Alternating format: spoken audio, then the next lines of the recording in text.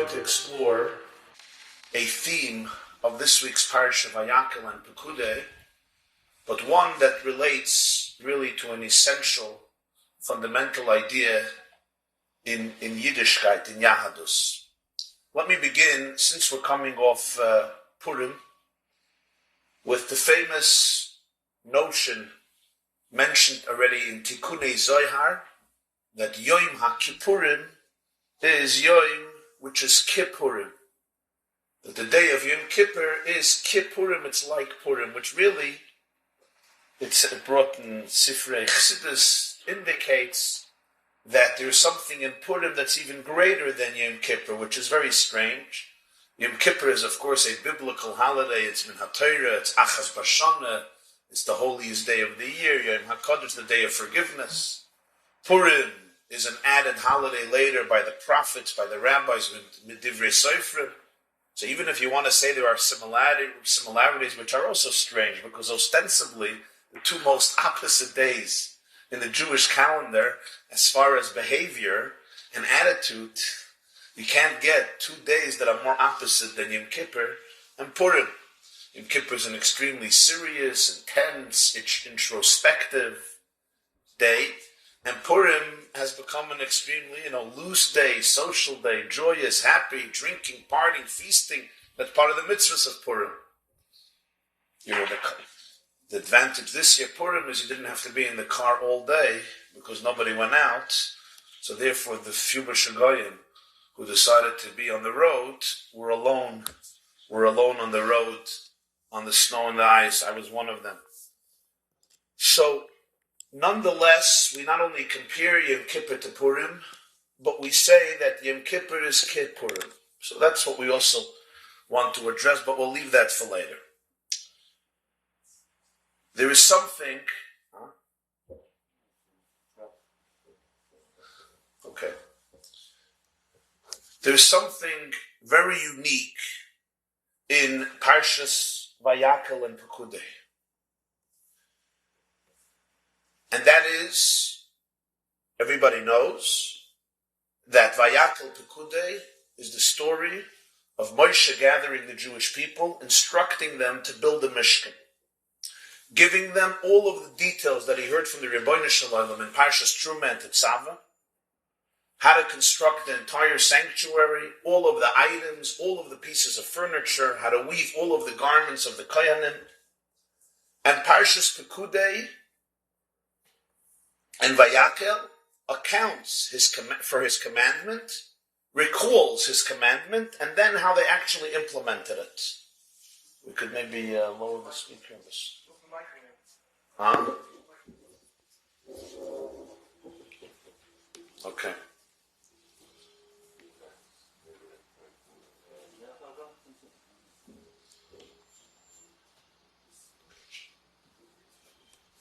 Can I trouble you for a chumash there, you mind? Right behind you.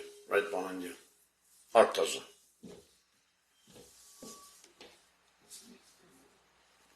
The words, Kasher Tzivu Hashem es Moshe, are mentioned 19 times in Parshas Pekudei. Not once, not twice, not 10 times, but 19 times. In the source sheets, I gave an example. If you'll take out your source sheet,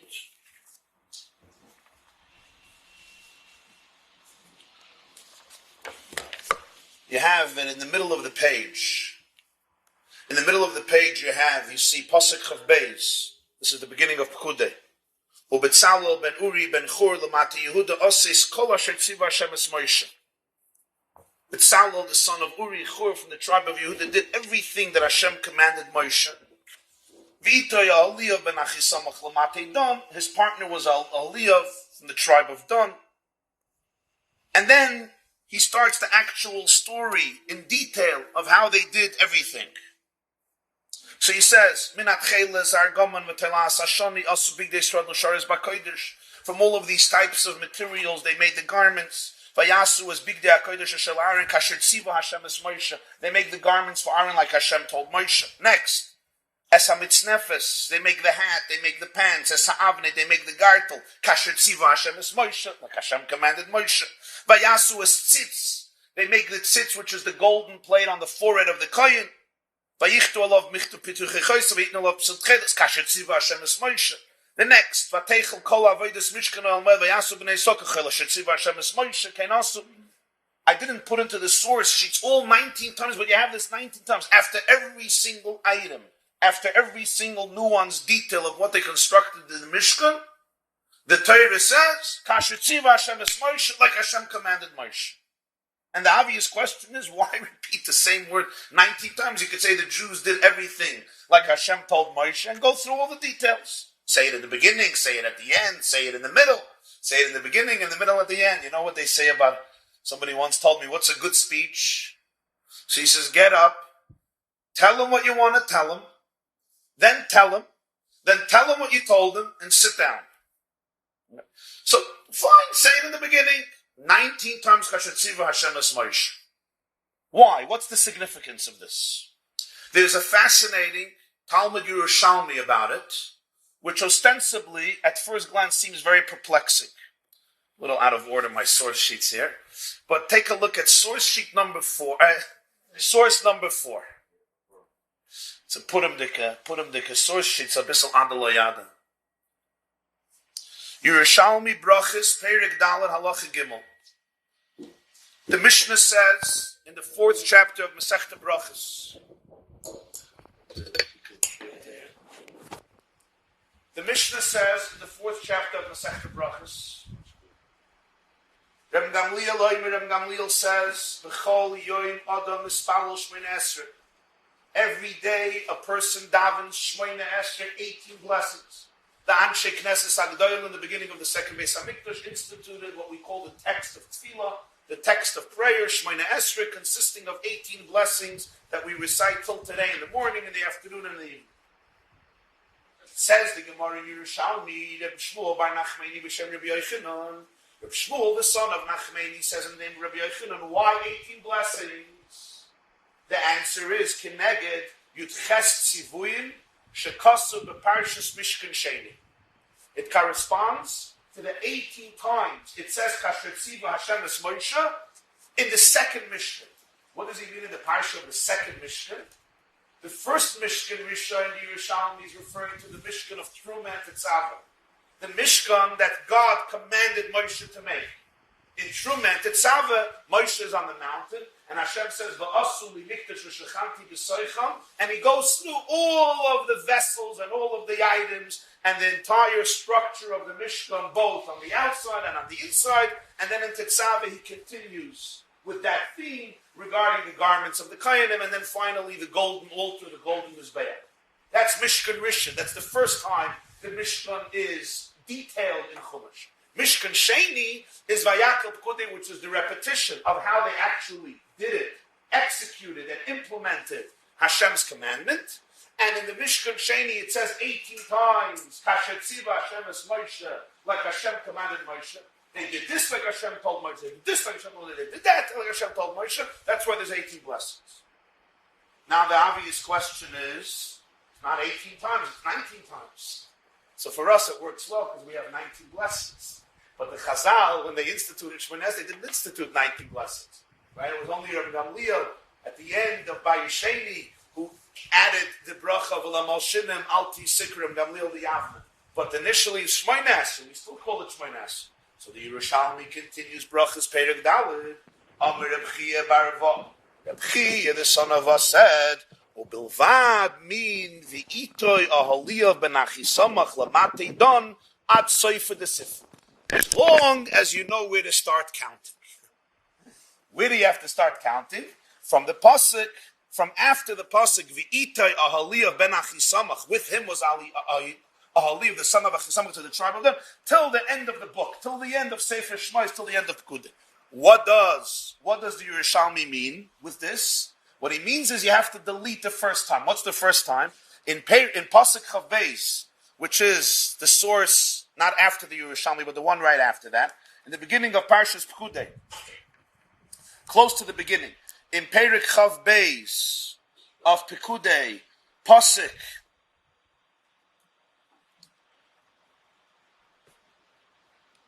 sorry, I said Perek Chav Beis. Perek Chav Aleph, Pasuk Chav Beis, which is the second Pasuk of Pekudei. It says, Ubetzalel ben Uri ben Chur lemata Yehuda, Asa es kol asher tziva Hashem es Moshe. That the Yerushalmi says, take out of the equation. Where should you start from? After the next pasuk. The next pasuk reads, "V'ita ya'aliyah ben achisamach lamate don." Together with Betzalel was a haliyah. From there, start to count, and from there you will find only 18 kasher tziva Hashem es Moshe's, and that is the reason for the 18 blessings of Shemoneh Esrei. These are the words of the Yerushalmi, which now suddenly sheds a whole new light here. It's not just 18 times kasher tziva Hashem es Moshe or 19 times, but somehow it's connected to the 18 blessings of prayer. What's the connection between Shemoneh Esrei and the 18 kasher tziva Hashem es Moshe's in Pekudei? Furthermore, if there's 19, why delete one? Can't put in the one that speaks about Betzalel ben Uri ben Chur, the main craftsman who built the Mishkan. He did everything like Hashem told Moshe. That's not counted. Why? What's the logic here? If it's every time Asher Tziva Hashem es Moshe, include that. If this is irrelevant, what makes it relevant only from the point of the next pasuk, which is Aliyah ben Achisamach?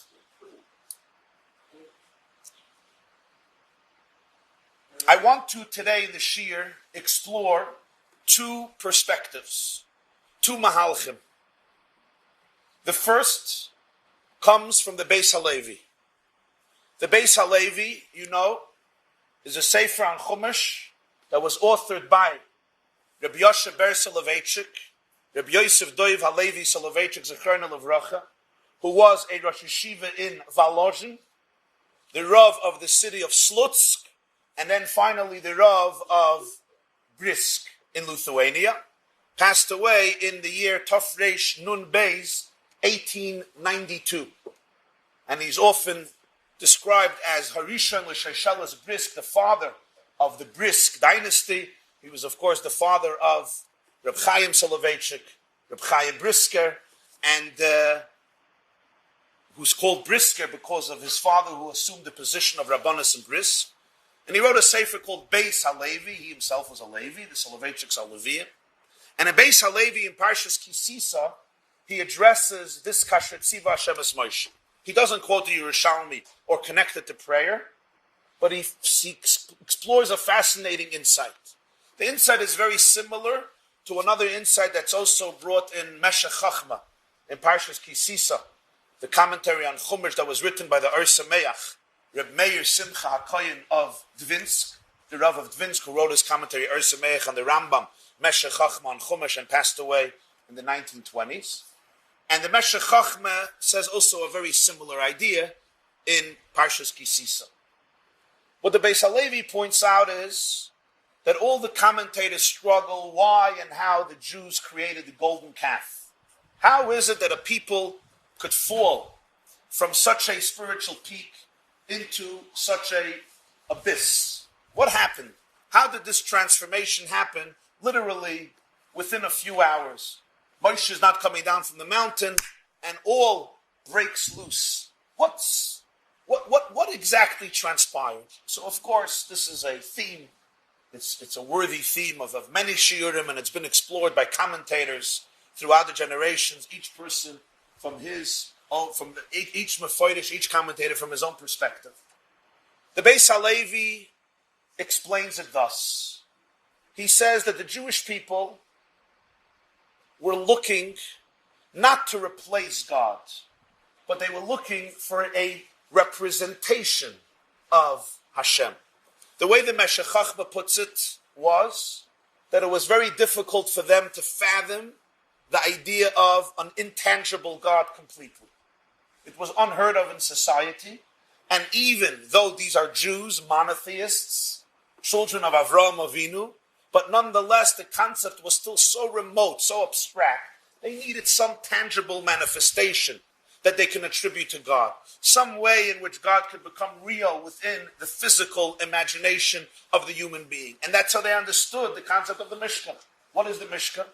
Hashem says to Moshe, build for me an ark. On top of the ark, you'll have a golden lid. On top of the golden lid, you're going to hammer out two winged golden children, a male and a female, gazing at each other, and from between those two golden cherubs, I will speak to you. Really? So what is that? That's not similar to an Egel Hazav. What is that exactly? You have a golden boy, you have a golden girl, two creatures. Okay, they're not calves, they're humans. They're fine. And God reveals himself through those two kruvim. If you don't build a kruvim, I'm not going to reveal myself. So this is even a proof from later when the Mishkan is built, and it's gold, it's pure gold. So what they were looking for was not obliterating God or replacing God with a pagan deity. What they were looking was for a representation of God, a physical manifestation of God. And the Meshech Chochmah elaborates at length, the Beis HaLevi elaborates at length, and he says that if somebody, it's very interesting, Beis HaLevi, he says, if somebody understands the secrets of the universe, and understands the secrets of the spiritual worlds, and understands the unique synchronization and relationship between the spiritual and the physical, they can actually know how to create and form a physical object that can be a channel for spiritual divine energy. And that is why the Mishkan, the sanctuary, is not just a super rational decree. Every item in the Mishkan was designed with specific materials, in a specific size, in a particular fashion. Why? Why is the aron this size? Why is this baguette from this material? Why is the shulchan made up of these items? What is it? Just unchapped? I mean, if you read Terumah and Tetzaveh, Vaykhel-Pekudei, you see the incredible focus on detail to the point that it's quite perplexing.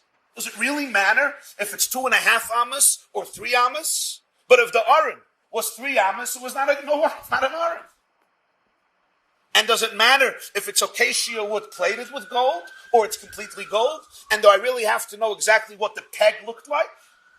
And the socket under the beam?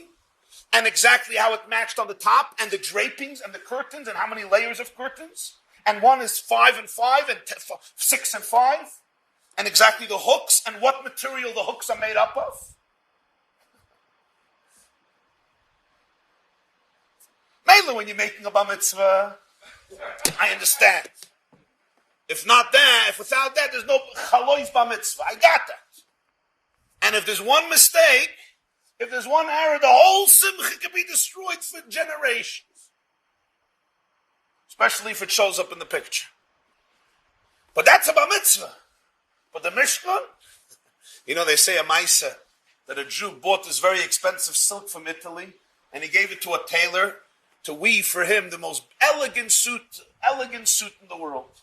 So he made up with him, it's going to be ready in 3 weeks. He comes in 3 weeks, and it's not ready. He says, I need another 6 months. 6 months? He says, yeah, for my work, I need 6 months.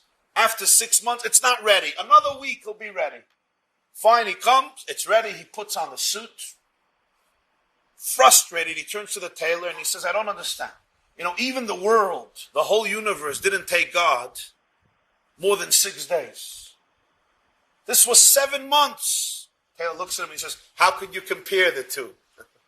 What, are you going to compare the universe to my suit? So, how am I going to compare the Mishkan to a bar mitzvah? But the details are incredibly nuanced. So the Kabbalists and the Jewish philosophers, the Ramah, Rabbeinu Moshe Isserlish has a sefer called Torah Ha'olah. So it's a big volume, a thick volume. And he goes through all of the details of the Mishkan, explaining what they represent symbolically and spiritually. Every single nuance in the Mishkan. And this is what the Beis HaLevi, and there are other svarim similar to what the Ramah does in Torah Ha'olah.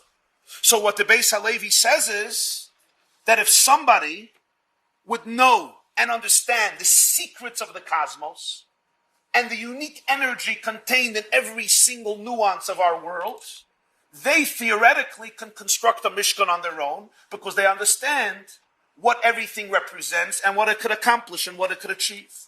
So he says, now, Moshe, who was the spokesman for Hashem, the prophet of God, is gone. Who's going to communicate to them Hashem's will? Who's going to communicate to them the Shekhinah? Moshe is not here anymore. So let's create a space where the Shekhinah is going to be revealed. Let's create a Mishkan where God's presence is going to be communicated. Let's create a substitute for Moshe Rabbeinu. And I would add, and I guess there's an advantage in a golden calf, because that doesn't die, that can't perish, in fact, that can't sin, and that's what happens in the Mishkan.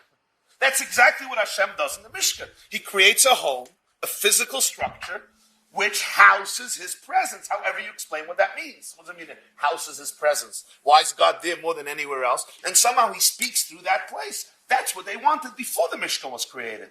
That's why they wanted to create this. This is what they're looking for. He says, but the problem is, they knew that you need a very wise person for this, who knows the secrets of the universe. So who do they go to? They go to Aaron HaKohen. He says, "Hu yada oimek hadvarim b'seidosayim yosim mikulam." He knew the depths and the secrets of reality more than all of the Jews. And they say, "Kul masei lanu elakim." They want a place for hashras hashchina. And he says, therefore, the idea, the plan of the Jews was l'toiva. It was positive. It was good. They wanted the Shechina to dwell among them in a manifest way. It's a little different than the Ur Sameach. The Meshech Chochmah speaks more about they needed a physical representation of God, and he says they wanted a Mishkan. They wanted a Moshe Rabbeinu, but not as a person, as inanimate matter. Says the Beis HaLevi, they made a mistake. Why is it a mistake? Hashem said to build a Mishkan. Why are the Kruvim so much better than the Egel Hazav? Why? Why is the Kapayr so much superior to a calf? Why? Isn't it exactly the same? It's even the same material. It's gold. Pure gold. Zok the Beis HaLevi. It's true. Our actions in this world and different facts, realities of this world have an effect on all of the worlds. I'm going to quote a few words from it. But there's one condition that they forgot. And that is, Hashem never told them to do it. The Mishkan, Hashem said to do it. Hashem said, build this for me. Now when you build it in all of the details, so now the Mishkan becomes a place where the Shekhinah is manifested. But if a person creates a Maisa on his own, as oisay Maisa einay mayil klum, the Maisa mitadatzmay lo yiful b'zesh yishishchinase halei. No action in the world, even if it's extremely wise and sophisticated and deep and profound, has the power to actually create the revelation of God and the Ashras HaShechina through it. Because how can the finite imagination or the finite fixed reality house that which is transcendent, that which is infinite? So he says, "Ikar atikunim u'masha oiser etzayin boirei, u'balav chi einem rak tachbulis anushi v'chola ischakmus lo yi'ilu mu'uma kimi yoyma lo matifo." All of the wise ideas and strategies of the person will not be effective, because what ultimately matters is that God chooses it as the place of His Shekhinah. Hashem says, do this and I will dwell here. I can decide, I can imagine, I can fancy all of these imaginations that this is the vehicle for the Shekhinah. But there's only one who can decide where He's going to dwell and where He's not going to dwell. And I'm not the master of that. I cannot manipulate that, even with the best intentions. And that is where the Rebbeinu Shalom says, this is going to be my place. I'm telling you that this is going to be my place. Because by definition, to bridge the gulf between the finite and the infinite can't happen through the finite. How can the finite touch the infinite? By definition, the finite cannot describe the infinite or control it and manipulate it. Only the infinite can choose to bridge the gulf through the methods that the infinite one that Hashem chooses. That's why the Beis HaLevi says when Moshe asks compassion for the Jewish people, he uses the words, Ure'ei ki amcha hagoy hazeh. You should realize that this is your nation, this is your people. What he means, Hashem didn't know it's his people. What he means is, he says, Chetam loy hoya machmas sheratzu lasser ma'avoidascha chalila. Adarabbe, ikir adavar hoya l'sibas chukasam sheyir kirvasach lahem. It's not that they wanted to do something to distance themselves from you. Their entire objective was to come closer to you. In the very sin, you can see their closeness. How could you not forgive them? All they're trying is to have a relationship with you. So you're going to destroy them for the fact that they wanted to have a relationship with you? This is your people, it's your nation. Says the Beis HaLevi, now you'll understand the 18, 19 times in Parshas Pekudei. Every pasuk almost. They're not every pasuk. Every item. Give me a break. Say it once. But Bezalel did everything that Hashem said. No. Everything. It's the shulchan.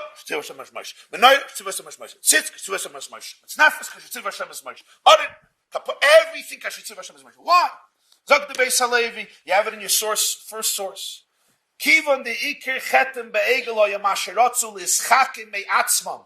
Lasses al pi yidiyosam v'chachmosam ma'isa shaloi netztavu olav. Since the main sin of the calf was not the idea that Hashem can dwell in a golden calf. If he can dwell in kruvim, he can dwell in a golden calf. That's not the sin. We all daven in a shul. Why do you go to shul to daven? We say Eretz Yisrael is a holy place. Yerushalayim is a holy place. The Beis HaMikdash was the epicenter of holiness. Why? What was it? A building. A mountain. That's not the problem, the Beis HaLevi says. The problem was me'atzmam. They decided based on their imagination.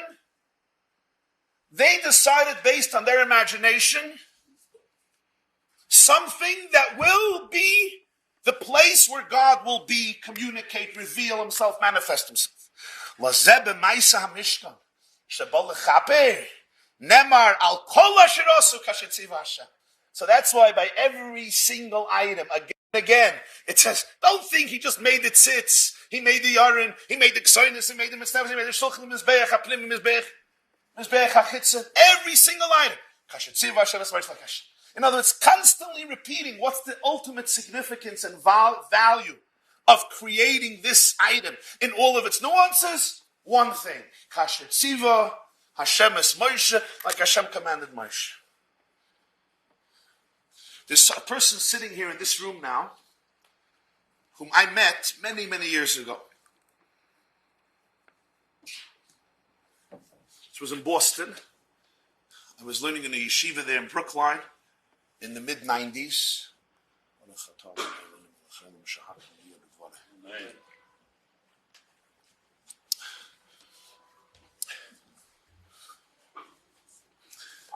I was at a parade in a park, a Jewish parade in a park, and this young man was walking by, and I asked him if he would like to put on tefillin. He was a completely secular Jew, to my recollection. If he'd like to put on tefillin. Shockingly, he agreed. It's always shocking to me when somebody agrees, because it's like, would I stop to put on tefillin? But he did. He did enthusiastically, emotionally. He told me about tefillin. I think of his grandfather that sits somewhere in a closet. I don't remember if it was the first time he put on tefillin or it wasn't the first time he put on tefillin. But it was a very special moment. And from that began a journey to the point that today he's a Jew fully entrenched in Torah and mitzvahs, created a beautiful family and lives here and is here today at the Shir.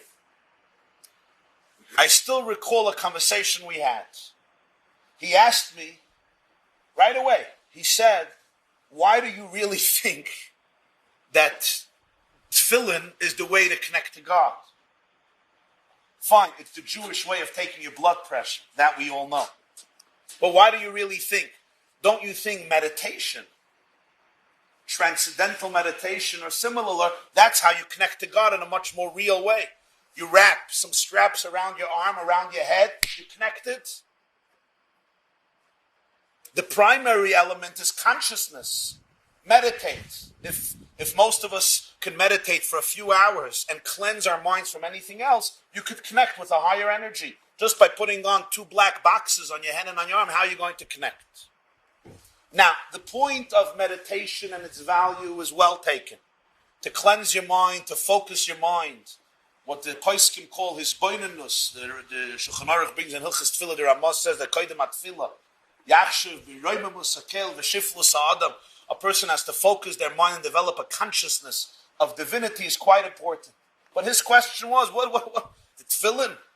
Even if you're going to tell me that the focus of the tefillin is as a mechanism, as a physical symbolism for the meditation. In other words, the main idea is the consciousness. But you do something physical so that the consciousness should have a tangible manifestation of the person's life. Fine. But you're telling me that the main focus is the tefillah. And I remember we spoke then, and the point communicated then was this point. And that is, if God is a reality that's created in my own image, so then I can decide and feel how to create a relationship. Certain emotions, certain ideas.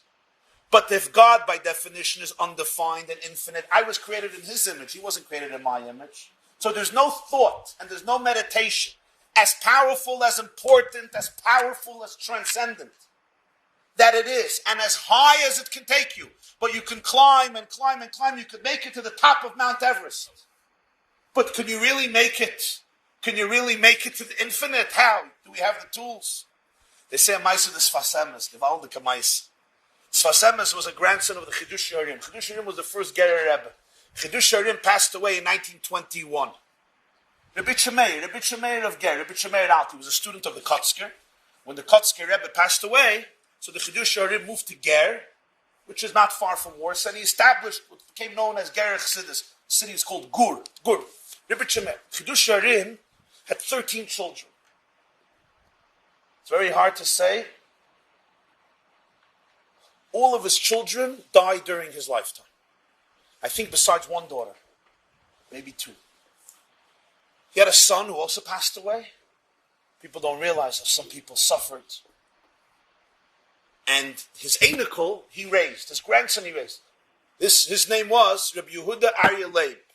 When his grandfather passed away, there was no son to take over. So the Sfas Emes took over the leadership of Ger, and he led it for many decades till his own passing on Hei Shvat, Tov Reish Samach Hei. Hei Shvat 1905, Sfas Emes. And then he was succeeded by his son, the Imre Emes, who already passed away in Eretz Yisrael in 1948, and he was succeeded by his son, the Beis Yisrael, etc. He was succeeded by his brother, and then his brother, and then his nephew. Okay? Fine. You're going to be tested on all of this. Now, Sfas Emes was very young when he became the Gerer Rebbe. Chidush Harim was from the Gedolei Hadar. So you can understand that for older Hasidim it was difficult. Sfas Emes was, I think, 21 years old when he became the Rebbe of Ger. 21 years old. We call it today a baby. The truth is then 21 was not a baby because, longevity, lifespan was much shorter. So at 21 you really had to have your life figured out. Because today it becomes a kratzen. Till you're 90 you're still trying to figure out if you're going to become a doctor or a lawyer or an accountant, or you're going to go to Kailo. But at that stage in history, you had to figure out who you want to be quite young, so there were already 9-year-olds who were quite mature. They didn't have the luxury of procrastinating a lifetime. So the Sfas Emes was very young, but for older Hasidim, it was difficult, emotionally difficult to connect. So they say a Maisa, that the Sfas Emes called in a group of the elder Hasidim, and he understood how difficult it is for them to become, to remain part of this Chassidus, to be connected to him as their Rebbe. And he said, I want to tell you a Maisa. There was once a very tall mountain, and everybody tried to climb the mountain. To no avail. People tried climbing, they fell, they died, they got stuck. It was horrible. One Gibor, one mighty fellow said, I'm going to do it. And he prepares himself with the proper gear, with the proper exercise, the proper methods, and he begins the climb. And lo and behold, after a few months, he makes it to the top of the mountain. He achieves the impossible. And when he reaches the peak of the mountain, how utterly shocked he is to find that there's somebody on top of the mountain. and that somebody wasn't a person who could compete with him on a muscular, athletic level. This somebody was a little child. A little, young, frail child. And this man is dismayed. He's horrified. All of this avodah, all of this work, and this child is up there. And he looks at him and he says, Ingale, child, little baby, how did you get here? How did you get it? And he says, Ich bin geboren geworden auf dem Berg. You climbed the mountain. I was born on top of this mountain. This is what the Sfas told the Chassid. The child did not delegitimize the efforts of the climber and the fact that he didn't put in those efforts. He just clarified the fact that sometimes some people are born on top of the mountain. Meditation can reach very high, but it can reach as high as I can climb.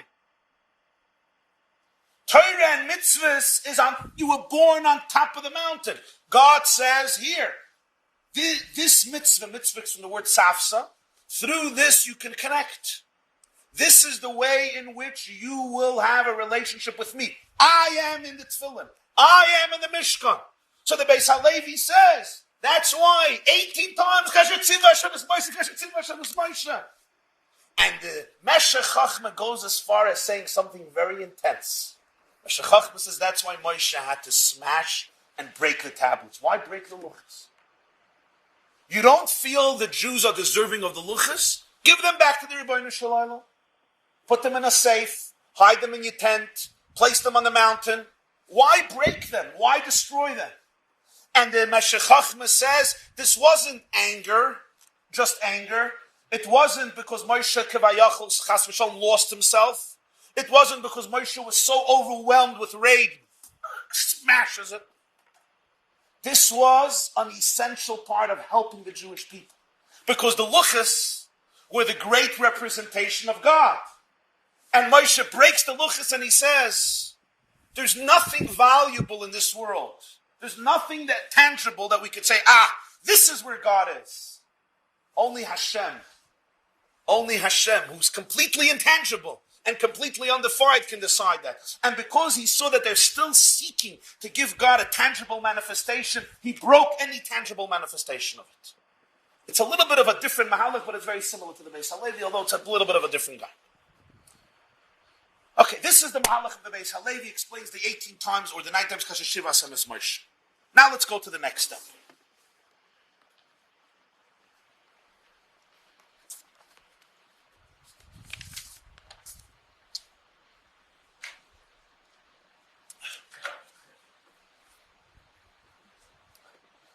What does the Yerushalmi mean that it's connected to davening? 18 Shemona Esrei, but the first one you can't count, so it's not 19, it's 18. So now we have to address really the bigger question, which is really, essentially should have been the opening question, and that is, the whole Vaykhel-Pekudei seems completely superfluous. Because you already have Terumah and Tetzaveh. In Terumah and Tetzaveh, the Rebbeinu Shalom told Moshe everything there is to know about the Mishkan. All the details, all of the nuances, all the Torah had to do was open up Parshas Vayakhel. Moshe gathered the Jews. He said, this is what Hashem said. Moshe told them everything that Hashem said in Terumah Tetzaveh, and then the pasuk could have summarized 2 parshas in 1 verse. Ubnei Yisrael asu kechol asher tziva Hashem es Moshe. Ubnei Yisrael did everything Hashem told Moshe. The Mishkan was built. The Shechina came into the Mishkan, and all is good. We know that many halachas are derived from an extra word, from an extra letter. We know how Chazal attributed how Chazal saw the precision in every letter of Torah, so that the 79,000 words, or the more than 300,000 letters, each one of them is meticulous. When it comes to the story of Eliezer in Parshas Chayesara, Chazal wonder, why is there repetition? Rashi even brings it down. What about here? The whole Vayakhel-Pekudei is superfluous. hundreds of verses, unnecessary, completely excessive, completely superfluous at first glance. You already said everything. And we see it most in Rashi. Rashi, in the beginning of Vayakhel-Pekudei, what does he say? He says, I already explained everything in Terumah and Tetzaveh. Go there, and you'll find out what everything means. And that's why Vayakhel-Pekudei has long pages of Chumash and no Rashi. Why? Because it's just a repetition, so Rashi doesn't have to repeat what the ephod is, and what the choshen is, and what the shashris are, and what the shulchan looked like, and what the menorah looked like. Go back to Terumah and Tetzaveh. If Rashi can do it, Moshe Rabbeinu couldn't do it, and yet the whole Vayakhel-Pekudei is repeated. Why? So the Ramban already raises this question, and the Ramban says, your second source, Ala klal kol zeh derech chiba v'derech mayla. The Ramban says all of this is to demonstrate love and greatness. Loymar ki chofetz Hashem b'melacha u'maskir oisa b'teirosei pa'amim rabbis laharbis schar la'iskim ba. It demonstrates the fact that Hashem desires the work, and He mentions it in the Torah many times. You know, when you're in love with something, you keep on mentioning it.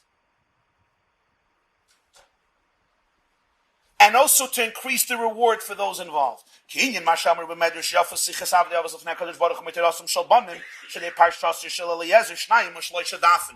is like what the Medrash says, that the story, the conversations of the servants of the patriarchs is superior to Hashem. It's more beautiful to Hashem than the Torah of the children, because many gufei Torah, we don't even have the 39 types of labor forbidden on Shabbos clearly in the Torah. We don't even have that explicit. One of the most basic ideas of halacha every single week, what you're not allowed to do on Shabbos, doesn't say anywhere in Chumash besides a few things. Don't plow, don't harvest, don't light a fire. And yet, the Parsha of Eliezer is 2-3 pages in the Sefer Torah. The answer is, there is a love, there is a beauty there is something that He cherishes about the servants of the Avos. So the Ramban says that Hashem is so in love with the Mishkan and the work of the Mishkan and the creation of the Mishkan and the people making the Mishkan, so to speak. If we would say it in English about a person, we would say he can't control himself. He speaks about it again and again and again. And the Ramban goes through the fact over there in this Ramban that actually the Mishkan is enumerated 5 times. Not twice, but 5 times. Because first Hashem tells it. Hashem tells it to Moshe. And then everything is summed up. Everything is summed up. And then Hashem says it over, and then it's summed up, and then they do it, and it's summed up. He says 5 times. Why? Simply tremendous affection. So it's a very emotional Ramban. It's a very moving Ramban. Hashem is in love with the Mishkan. He says it again and again and again. You know, we go through Vayakhel-Pekudei. It's like, okay, here we go again. The Krushim and the Brichim and the Amudim and the Donim and the Adonim. It's like, unless if you're an architect, Mela. If you're not an architect. But the Ramban is saying that there's a tremendous affection, there's a tremendous energy, and therefore there's repetition. That's the Ramban. The Chidushi agrees. Reb Velvele Brisker, who was a grandson of the Beis HaLevi, I mentioned the Beis HaLevi. Beis HaLevi's son, one of his sons was Reb Chaim Brisker. And Reb Chaim had a son, Reb Velvele, Reb Yitzchak Zeev Soloveitchik, who succeeded his father. His father, Reb Chaim, passed away in 1918 in Av. And the Brisker Rav, Reb Velvele, succeeded his father as the Rav of Brisk till the war. And he managed to flee with some of his children to Yerushalayim, where he passed away Erev Yom Kippur Tavshin Chaf by Kol Nidre, 1959. And he's known Ad HaYom as the Brisker Rav, or Reb Velvele Brisker. And one of his svarim he has, actually in the back of Beis HaLevi, Chidushi Hagriz ala Torah, some short notes and commentary on Torah. The Brisker Rav, Reb Velvele, asks this question, and I'm going to quote his words. It's very, very brief, and it's not so easy to understand. He says, Kol Parshas Vayakhel Matmiya.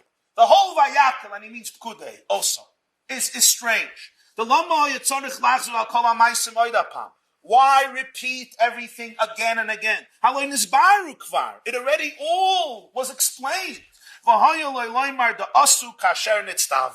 All you needed to do was say 3 words. They did as they were commanded. Chasal Sida Pesach, Chazak Chazak V'nis Chazek, and Kriyas HaTorah of this Shabbos would have been 1.5 minutes rather than 49 minutes, and then you have to hear the sermon. And Vaykhel-Pekudei, the rabbi thinks he has to give a double sermon. This is the Briskerov's question. His answer is this. Take a look in your sources. Based on a Gemara, B'choros Daf Yud Zayin Amid Beis. Zok the Gemara. The Mishnah in B'choros Daf Yud Zayin speaks about a sheep, a female sheep, who gives birth to two males simultaneously. The heads come out simultaneously. Which one has the status of a b'chor? A b'chor, the first male born of a sheep, right? We learned yesterday in Parshas Kisisa, has a kedusha. It has to be given to the kohen. But now, two of them were born simultaneously. So Rabbi Yossi says, they're both a b'chor. They're both. Chachamim say, Iyaf shalatzamtzam, come on. Come on, it's impossible that they both came out at the same time. One came out first. It looked like they came out at the same time, but there's no way they both came out. There was maybe a millisecond of a difference, and therefore only one of them is a b'chor. And the Mishnah discusses that at length, how you work it out, which one, because you don't know which one came out first. Looks like they came out together. So the Gemara says this: V'Rabbanon, the rabbis hold b'dei shemayim iyaf shalatzamtzim b'dei adamai. When something happens naturally from heaven, then it's impossible to know exactly with precision which one came out first. But what about a person? If you put your mind to something, can you do something with exact precision? As the Gemara is going to explain. Toshma. In the Mizbeach, there were offerings that when you sprinkle the blood on the wall of the altar, it had to be on the higher half. There were other offerings, and the blood had to be on the lower half. So they had a chut shel sikra. They had a string in the middle that separated the higher from the lower, and therefore you knew. And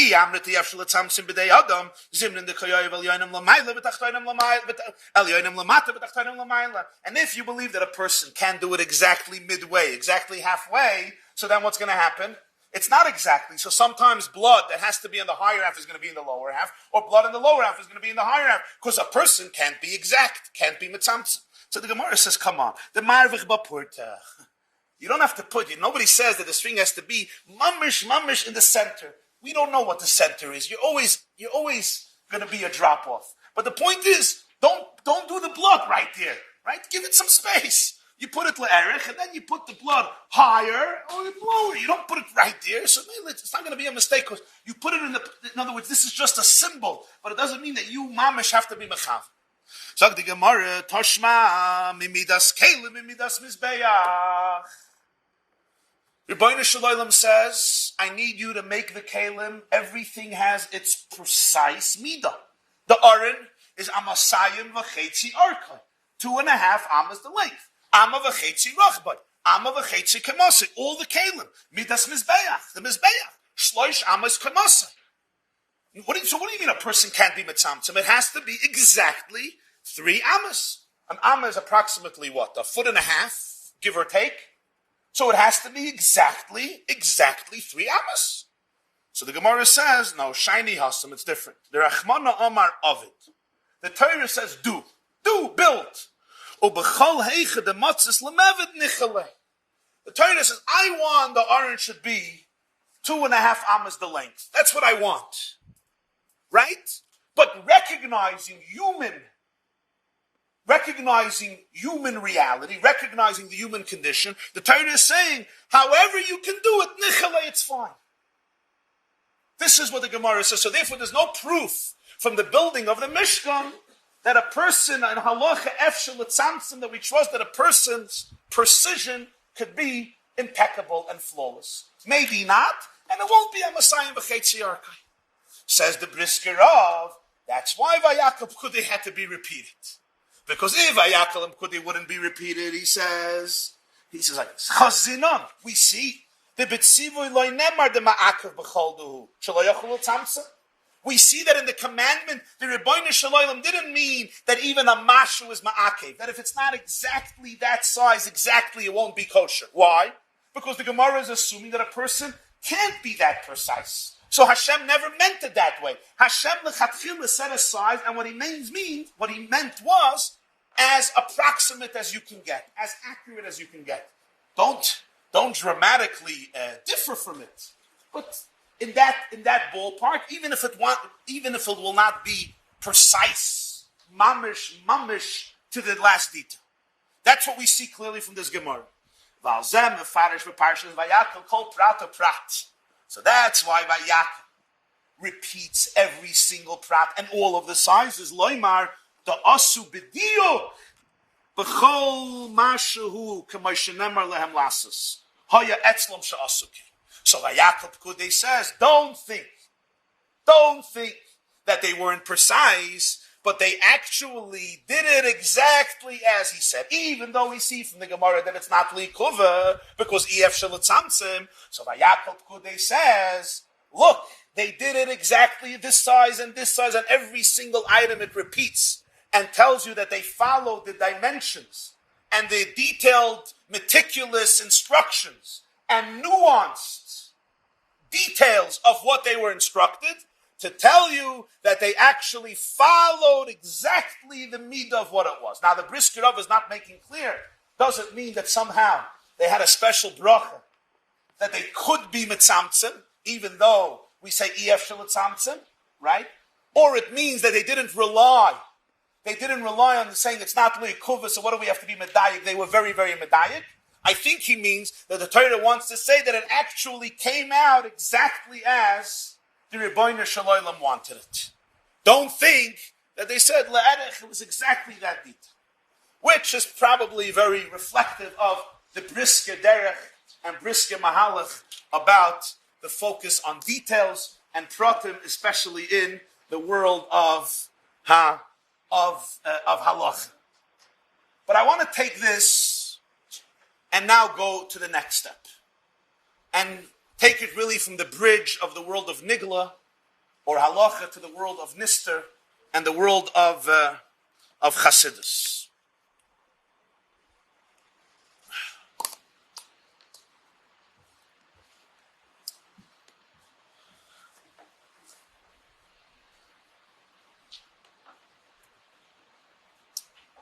The Yerushalmi called the Mishkan of Vayakhel and Pekudei Mishkan Sheni. What's Mishkan Rishon? Terumah and Tetzaveh. Let's now understand the theme that really unfolds here. The two Mishkans are not the same. They're completely not the same. You're looking at me, of course they're the same, they're identical. No. On one level, they're completely identical. And on another level, they are as different as can be. And I'll tell you why. The Mishkan of Terumah and Tetzaveh, what is that Mishkan?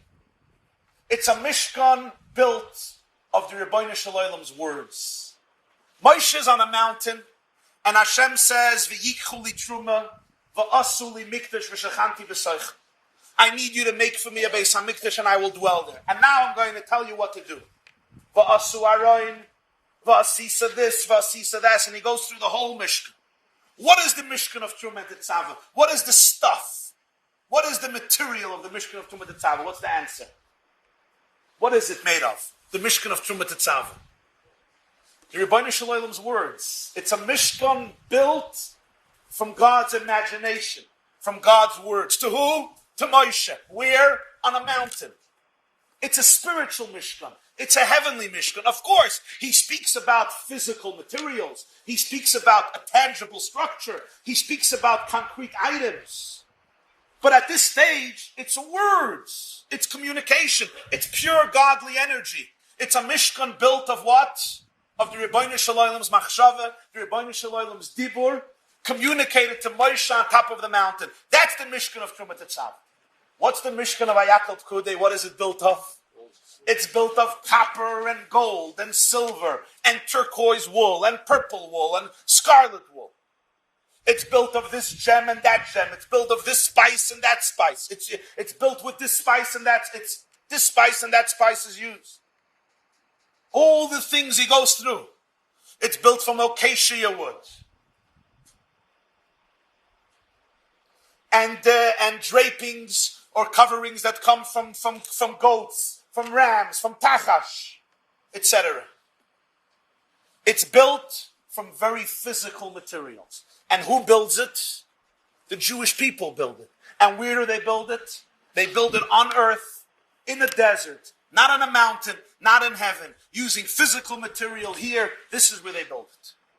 So although it's a repetition of the Mishkan, of Terumah and Tetzaveh, true, but the very identity of the Mishkan is a different Mishkan. This is a heavenly Mishkan. This is an earthly Mishkan.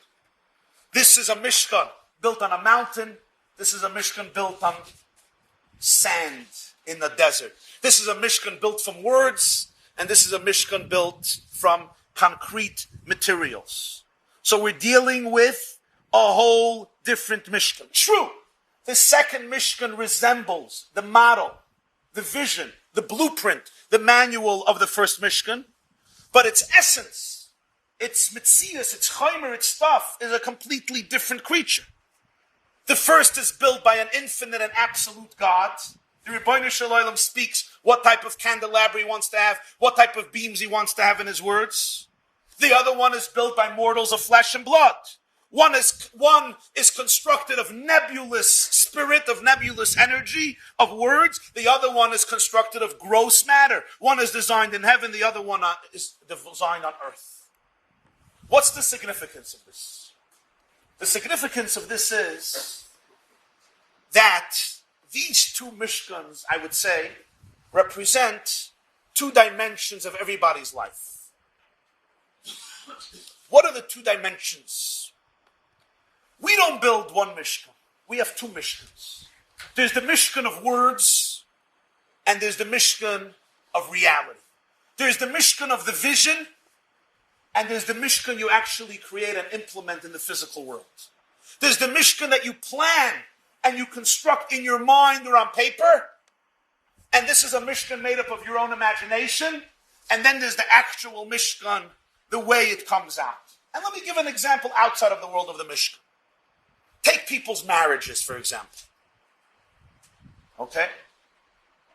Nobody experiences one marriage. Everybody has two marriages. Even if you're married to your spouse, lyrically, happily ever after, a binyan adayat, there's still two marriages. There's the marriage on top of the mountain, and there's the marriage of the reality. There's marriage the way you envision it in mind, the way you plan it, the way you imagine it in heaven. That's one marriage. There's the way you play house in your mind. Remember when you were young, what your home is going to look like, what your family is going to look like, what your relationship is going to look like. And there it's always perfect. Because it's thoughts, it's words, it's imaginations. Why not? It's a cause geld. But then there's another marriage. Then there's the marriage of reality. There's the day-to-day real marriage in which you're not planning how to be loving, how to be affectionate, how to be connected, how to build a beautiful. You actually have to build a home with everything that a home involves, from paying a mortgage, always the most exciting part of a home, to taking out the garbage, to shopping, to cleaning, to dealing with disputes and arguments and all the headaches that come with a physical home. When you buy a home in your imagination, you remember when you were planning your home, it's always a perfect home. But now you actually have to deal with the home. Those of you who are zeicha to build homes in Muncie, or wherever you build homes, you always know there's the home that you build in your imagination, and then there's dealing with the contractor. One is blissful messianic, and the other one is... and the other one, if you stay alive, half sane and somewhat happy after, is a grosser bracha. Why? Because suddenly every contractor decides that the pipe has to come out, mamish, where you're planning to sit at the Shabbos table. Go argue with him. That wasn't part of your imagination. That's part of reality. Every career is that way. I plan a career. I plan a website. I plan a company, an organization, a movement, a shul, a yeshiva, a business. On paper, gewaldig, perfect, impeccable. But now suddenly there's the reality. Now there's overhead. Now there's dealing with headaches. Now there's dealing with customers. Children. There are the children you imagine. The way you imagine your children will be. Your children will grow up. And then there's the reality of your children. Dealing with their personalities, dealing with their characters. Every area of life has a Mishkan Lamaila and a Mishkan Lamata. There's the dream Mishkan, built of thoughts, words, spirit, strategy, imagination, energy. And always in potential, not in actuality. In bekoyach, not in bepoil. And then there's the Mishkan Lamata. So let me walk into your house. Let me see.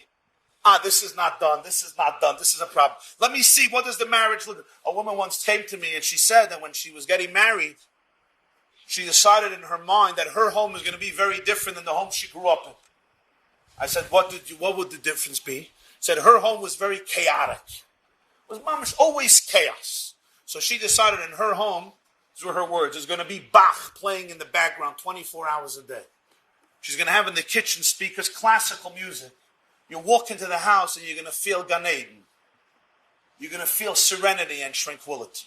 And then she told me she decided that twice a week she's going to go with her husband, take a walk on the boardwalk, twice a week, and watch the sunset.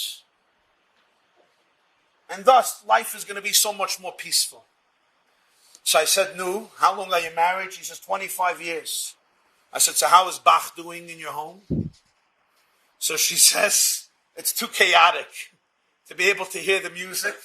And I said, "How did the boardwalk work out?" She said, "It happened once.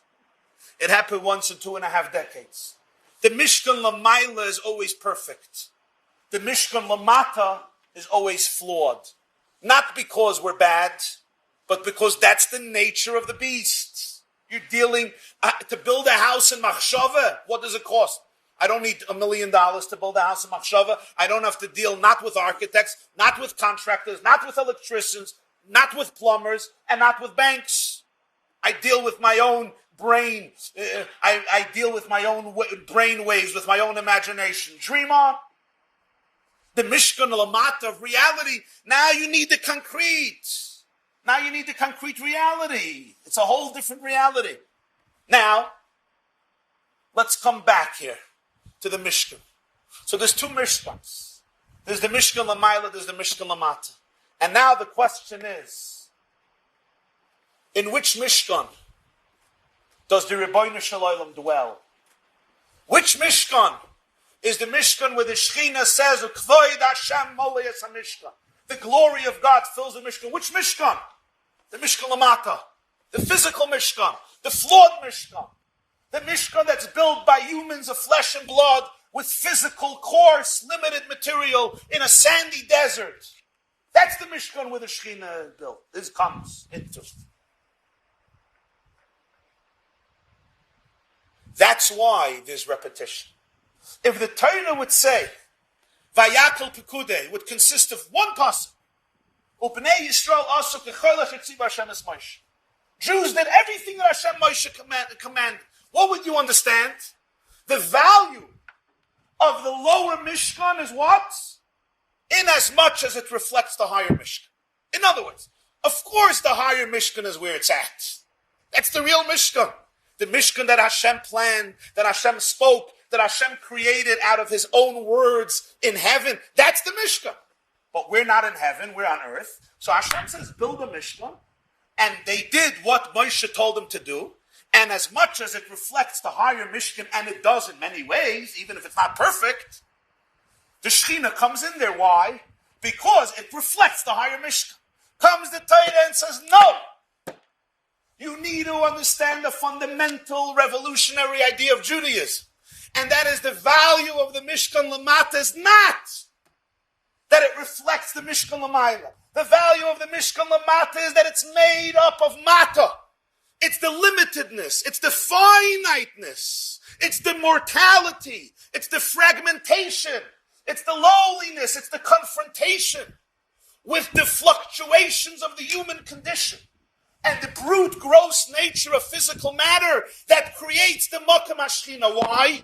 Because the Medrash says in Tanchum Manasin is Ava Kadosh Baruch Hu liyis lo yidira b'tachtonim.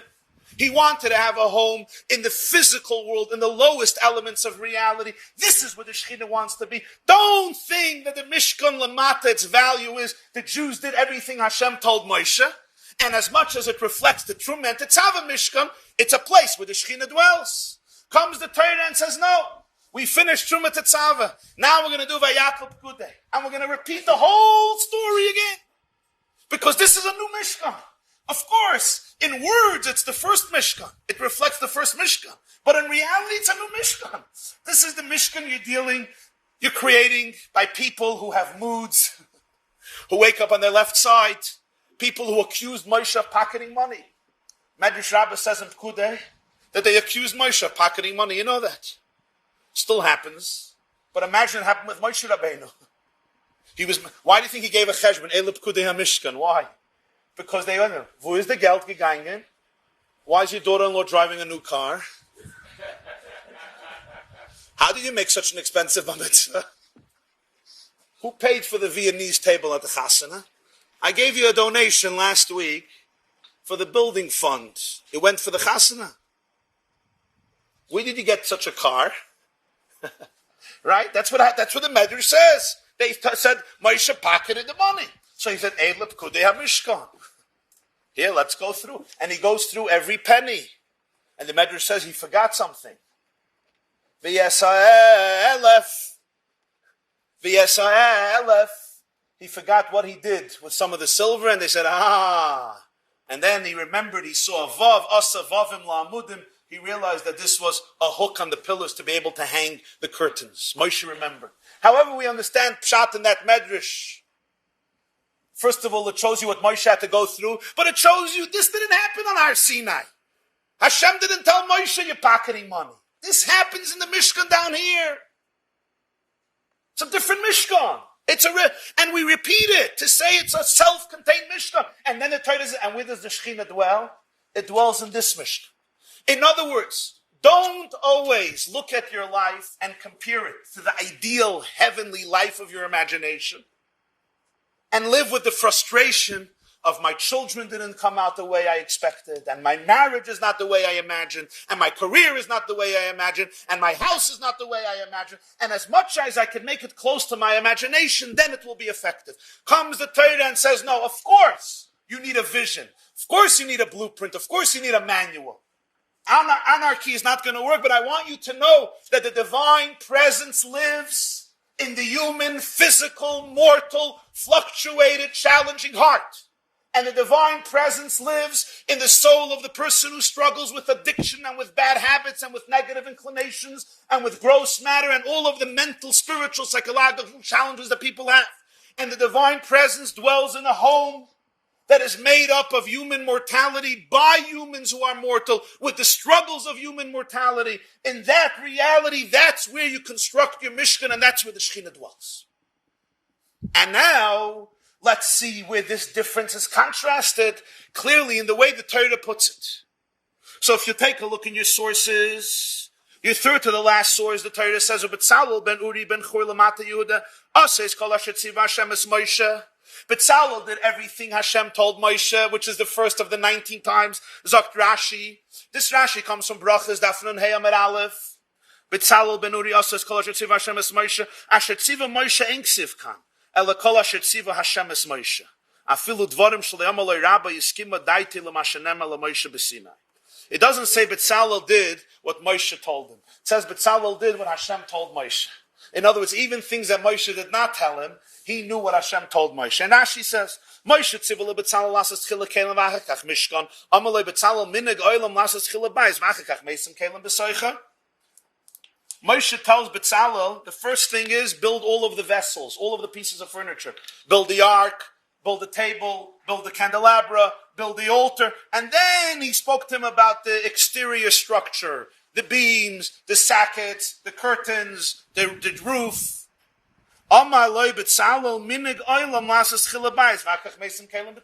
If you're constructing a house, you first put in the couch, you first put in the dishwasher, you first put in the dining room table, or you first build a wall, you first build a structure.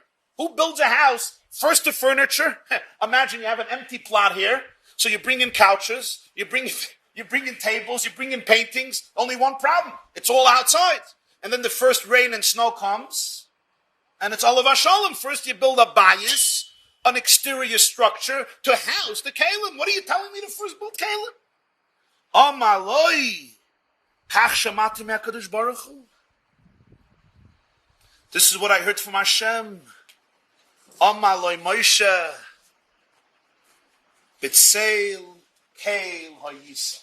Betzalel, you have been in the shadow of God. Ki bevade kach tziva le'akadosh baruch hu. V'kein asa mishkan tchila v'achta chasa ha'kelim. You're right. You're right. You're in the shadow of Hashem. Betzal, I want to ask you. It takes a rocket scientist to understand that first you put up walls and a roof and then you bring in the furniture. You don't put in an ark and a table and a candelabra and an altar if you don't have a structure. First build the Mishkan and then you'll have where to put the kalim. And why would Moshe distort this? What type of Yetzer Hara does one have to distort and say, you know what, first build kalim and then a Mishkan? So in Terumah and Tetzaveh, first are the kalim. The first thing in Terumah is build the Aron. Doesn't say to build the beams, that's later. First the kalim. That's how Moshe tells Betzalel. Betzalel does it the other way. Betzalel builds first the bias and then the kalim. You understand the difference? It's the difference between the Mishkan Lamaila and the Mishkan Lamata. Because in every project in life, there's two components. There's the outer structure and there's the inner substance. For example, you want to create a business. You have a dream, what you want to accomplish, what you want to achieve. But that's the inner structure, the inner substance of it. But in order to get there, you need a structure. You need a place. You probably need a secretary. You need a register. You need investments. You need money. And we often get lost in that process. So you have your vision. What's the toichen? What's the substance? What's going to be in your house? But in order to have something in your house, you have to have a structure where it's going to be. A person wants to build a yeshiva. A person wants to change the world. Great. A person wants to build a Gewaldic institution. Whatever you want to build. So you have your dream, what you want to happen, what the end goal is. It's important, very important. If not, don't go ahead. But we all know in order to get to that goal, you need to create a bias, you need to create an outer structure for it. And that's very challenging. What do we begin with? It depends. Mishkan Lamaila, Mishkan Lamata. When you're talking about your vision on paper, what do you start with? You start with your vision, your mission statement. But Mishkan Lamata, when you have to get to it, you can't start with your vision ever. That's what's so frustrating. Soif Maisa b'machshava tzila. But that's Soif Maisa. The last thing I do is my first machshava. I want to build a house. In my thought, I have this beautiful house. The way I want it to be. What I want people should feel when they walk into it. But in reality, you can't start with that. In reality, you have to start with headaches of details.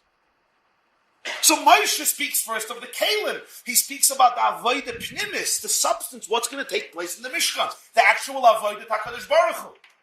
Betzalel, in implementation, says doesn't work that way. Minig ha'olam. What's minig ha'olam? Olam is from the word helam. In this concealed world, minig ha'olam, we can't jump to the kalim. First, you need a bias. You got to go through the frustrations of structures. Every piece of art needs a frame. And Moshe's response is, B'tseil keil ha'yisa. You were in the shadow of Hashem. What's a shadow? What's a shadow created of? A shadow is when the light that shines is obstructed, it creates a shadow. So there's light, but the light is being obstructed. The way God's light comes into this world where the light is obstructed, Oila Miloshin Helen, that's Betzalel. He builds the Mishkan in this world, but Seil came in the shadow of Hashem. And in the shadow, you don't have the pure light.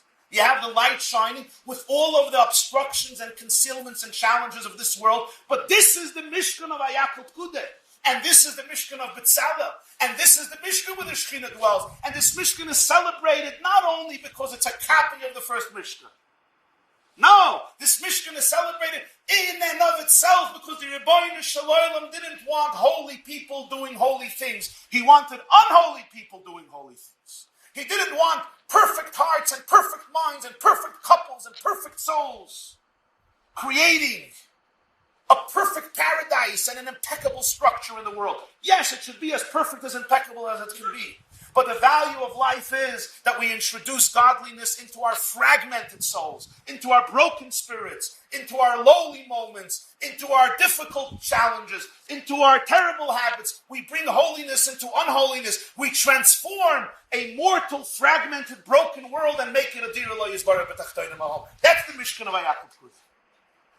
If that's the case, we can understand very well what the Yerushalmi says about the correlation between the 18 Kasher Hashem es Moshes and Pekudei and Shemona Esrei. Because what is tefillah? What is davening? Sulam mutzav arza v'roisha magia hashamayim. So the Zohar HaKadosh says that's the four rungs of prayer, the ladder of prayer from earth going to heaven. That's what prayer is. Prayer is sulam mutzav arza. The ladder is standing on earth and the person begins climbing. Tefillah is from the word hatoifel klei cheres, which means to connect, to unite. A person on earth, physical, narcissistic, materialistic, downtrodden, dejected, starts climbing a ladder every day to find the light within themselves, to find the presence of Hashem, to find their own soul, their core. And that's the ladder of davening.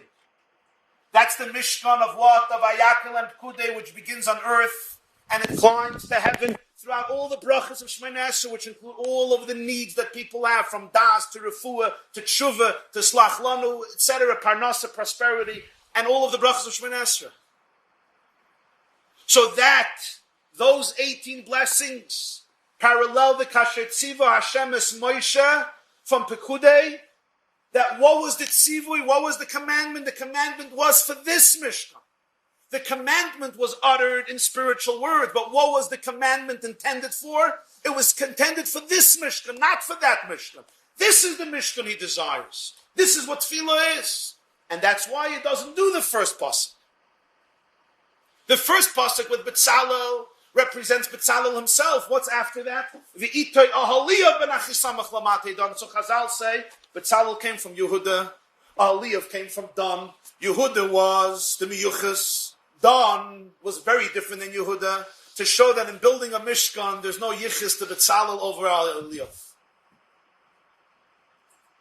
So where do we start Shemona Esrei? Only when you include Aliyah. Only when you're ready, when you think that you're always in a state of Yehuda, in a sublime, elevated state. That's not the Mishkan.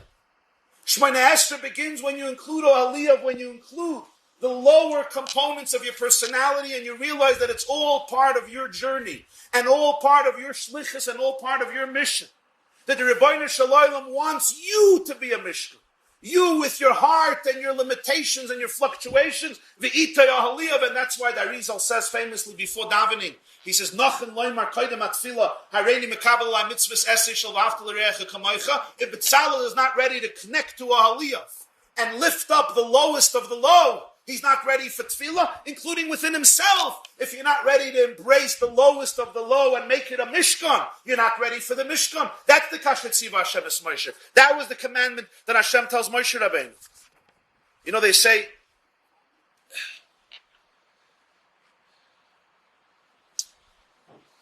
I once heard a Maisa, I once heard, I didn't verify its source, so a Maisa. Certainly the message is very profound and real. So there was a Belza couple. They were engaged to be married.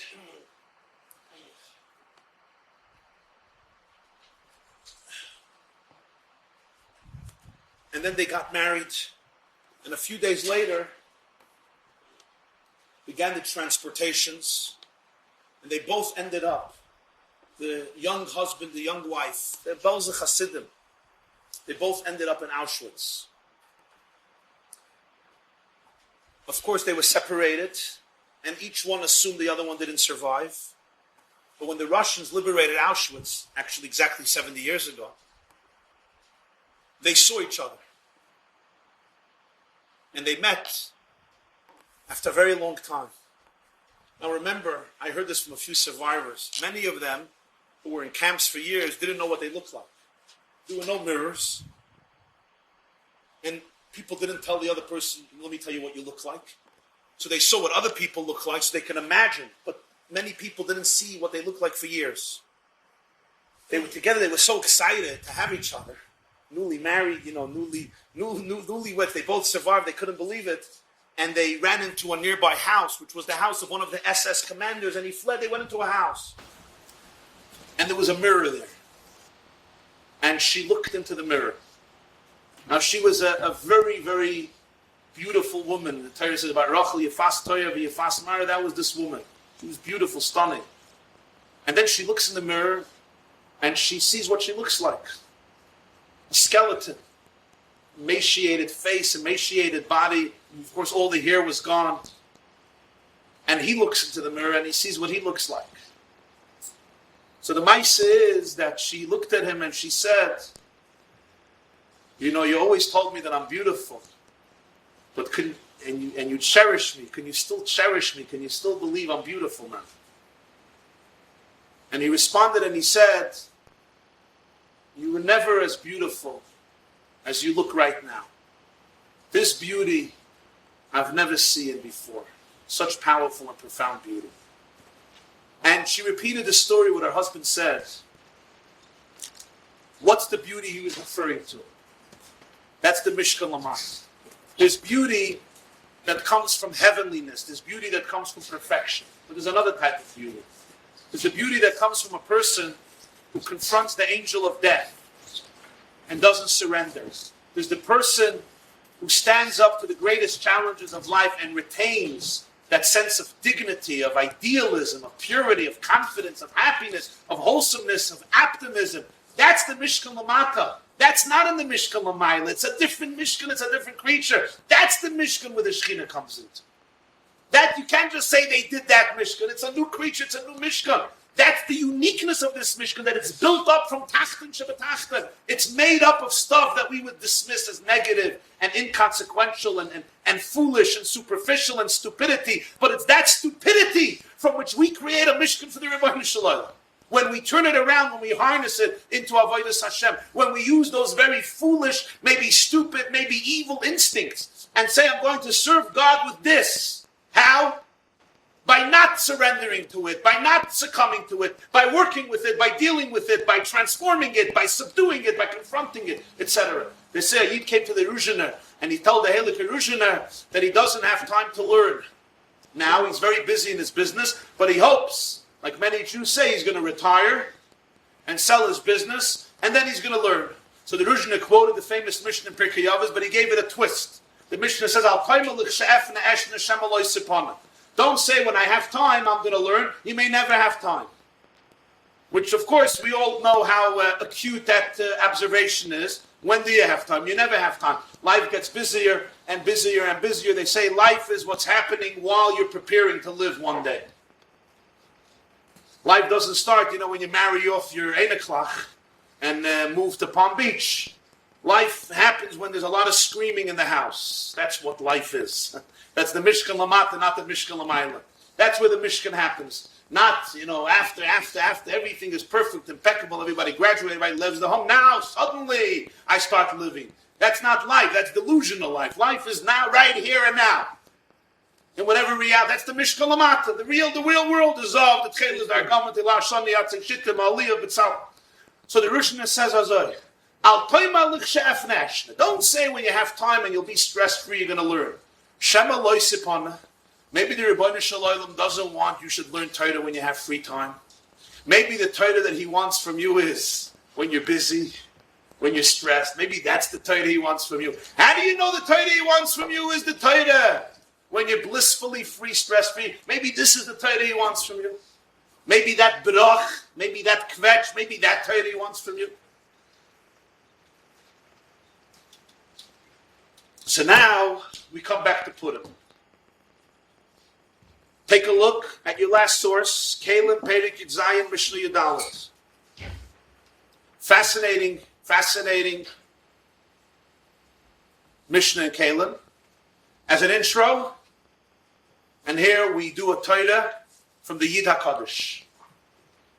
The Yid HaKadosh was Rabbi Yitzchak Rabinowitz. Rabbi Yitzchak Rabinowitz passed away in Tovkuf Ayin Dalet, 1813. Yutes Tishrei, middle of Sukkot. He's known as the Yid HaKadosh, or the Rebbe of Pshischa in Poland.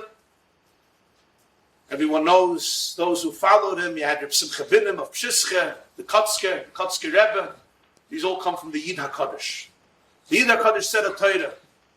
He asked the question. Yom Kippur is like Purim. Yom Kippurim, says in Zohar, Tikkunei Zohar. In today's calendar, today's structure of the Jewish calendar, which days can Yom Kippur fall out, and which days can Purim fall out. Can Yom Kippur be on Shabbos? Yeah. Can Purim be on Shabbos? No. Purim was ever on Shabbos? No. Huh? Right. Yom Kippur Shabbos, no Purim Shabbos. Can Purim be on Sunday? Of course. You remember Mitzvah Shabbos, you go read the Megillah. Yom Kippur, never on Sunday. Can Purim be on Monday? You'll never have a Purim on Monday, you'll have a Yom Kippur on Monday. What about Tuesday? Topsy-turvy. Tuesday, you'll never have a Yom Kippur, you'll have Purim. Wednesday, you'll have Yom Kippur, you'll never have Purim. We'll skip Thursday for a moment, because it's too fresh, it's not fair. Friday, can you have Purim on Friday? You remember Purim on Friday? The Suda, right? It's always a Lubavitcher Suda. Purim on Friday. Will you have Yom Kippur on Friday? Never. Shabbos, we already said. Yom Kippur, no Purim. So the Yiddish says, this is funny. Yom Kippur is like Purim, but they'll never meet. They'll never be in the same day. Again, Sunday, Purim, no Yom Kippur. Monday, Yom Kippur, no Purim. Tuesday, Purim, no Yom Kippur. Wednesday, Yom Kippur, no Purim. Friday, Purim, no Yom Kippur. Shabbos, Yom Kippur, no Purim. Besides, one day is the exception. Thursday. Thursday, you can have a Yom Kippur on Thursday. And you can have a Purim on Thursday. In fact, we all just celebrated Purim last Thursday. What's Pshat? Zak the Yida Kaddish, it's a Mishnah in Kael and Pekudei, Zion Mishnah Dalet. Take a look, your last source. V'yesh b'mesh nivre b'yoyim harishon tmei. I have to thank Rabbi Yankee Twersky, who showed me this Yid HaKadosh a few days ago, Erev Purim. V'yesh b'mesh nivre b'yoyim harishon tumah. B'sheni ein b'tumah. B'shlishi yesh b'tumah. B'revi'i b'chamishi ein b'em tumah. Chutz mikanaf ha'oiz u'beitzos namis ha'mitzupah. Says the Mishnah in Kalim, go and look through the 7 days of creation and you'll see Sunday the Rebbeinu Shalom created something that's susceptible to spiritual impurity. Tumah. Bereshis bara l'kimas hashamayim, v'ha'aretz, earth. If you make a clay cheres, you make an earthenware vessel, it's makabel tumah. Let's say it's under the same tent like a corpse, or it touches something that's tameh, and it goes into the aver, the inside the keli, a tumah goes into the interior space of the keli cheres, it's tameh. So Sunday has something susceptible to tumah. What about Monday? What did Hashem create Monday? He created the firmament in the heaven. The firmament in the heaven doesn't get tameh. What about Tuesday? Tuesday he created what? All of the vegetation, all of the produce, right?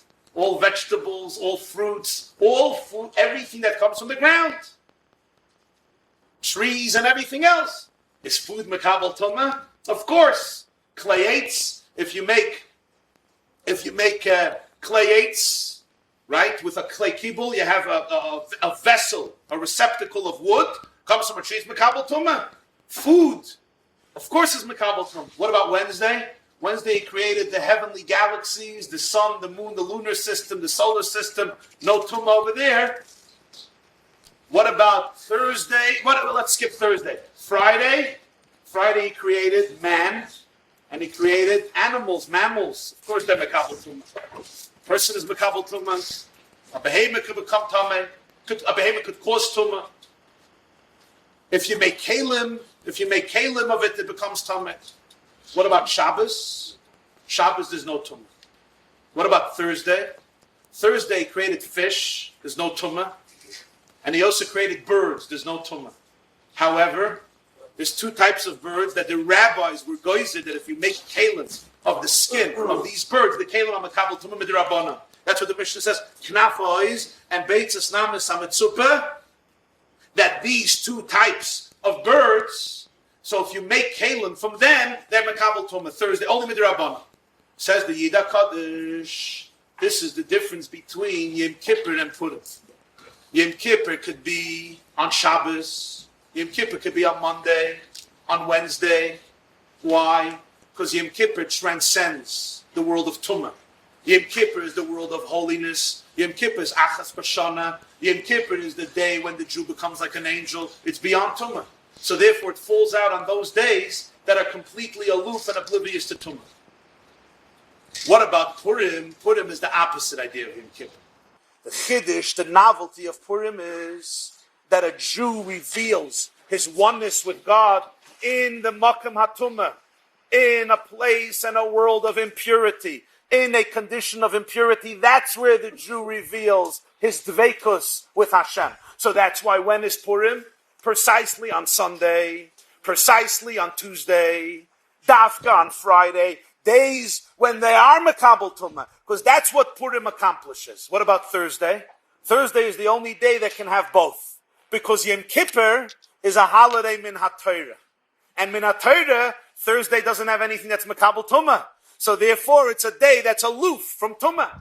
Purim is a holiday midivrei Seifrim. Midivrei Seifrim, Thursday does have something that's Makabel Tumah. So therefore, Thursday is suitable for Purim. So that's why Purim has an advantage over Yom Kippur, the similar advantage that the Mishkan Lamata has over the Mishkan Lamayla. Yom Kippur, you're on the mountain, literally. You're on the peak of the mountain. You're an angel. You deal with words, with thoughts, with machshava, with dibur, with tshuva, with tefillah. That's Yom Kippur, beyond Tumah. Purim, we say, chayiv inish lebesumah b'puria, ada lo yada. Purim, the mitzvah is mishta, v'yom to feast and party and shloach manas. It's the day that's in many ways the most physical day in the Jewish calendar. There's not only a focus on eating. That's always by Jews. Even this Shir. That's always. They tried to kill us. We won, now let's go eat. And even when we finally have one day when we believe in not eating, Yom Kippur, there's a mitzvah to eat out of Yom Kippur. And mitzvah Yom Kippur is a greisa Yom Tiv with more food. Lechechel b'simcha lachmach. It's not just Purim we eat. Purim is a day when you're very deeply entrenched in the world. You're social, you're with friends. Matanas lavyoinim, there's the element of camaraderie, of being integrated in society, part of society, part of your body, in your body, to the point of intoxication of the Summa B'Puria. That's the Chiddush of Purim.